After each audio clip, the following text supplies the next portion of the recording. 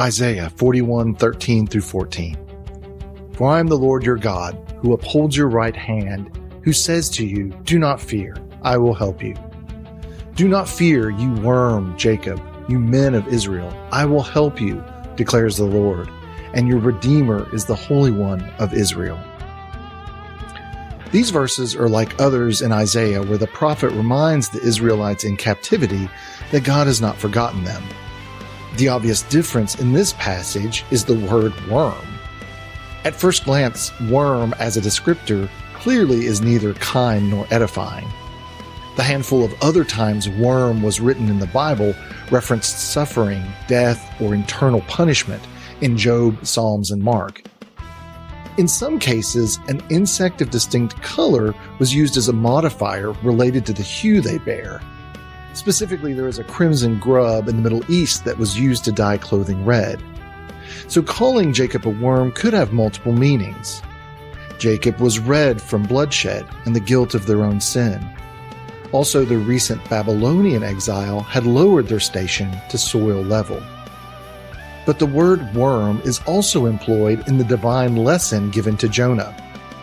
After he had begrudgingly warned Nineveh of God's impending wrath for their sin, the people of the city repented, fasted, and acknowledged God as Lord. Not a fan of Nineveh, Jonah was angry with God over the outcome. He built a shelter outside the city so he could observe their change in theological polity, hopeful the retribution God had threatened would still ensue. Over his makeshift home, a tall shade plant grew, making his stay more comfortable. Jonah 4:7. But God appointed a worm when dawn came the next day, and it attacked the plant, and it withered. Jonah was over it. He hadn't gotten his way about anything. And although more than 100,000 people in Nineveh changed their hearts and minds because of Jonah's warnings, he wouldn't change his. Jonah 4:9. Then God said to Jonah, do you have good reason to be angry about the plant? And he said, I have good reason to be angry, even to death. During difficult times, it can be easy and perhaps natural to be angry at God. But Jonah's story reminds us that being mad at God is a futile endeavor. It's like spitting in the ocean and saying you changed its pH.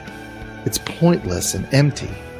The release of rage may provide temporary elation, but it neither instills wisdom nor improves our circumstances.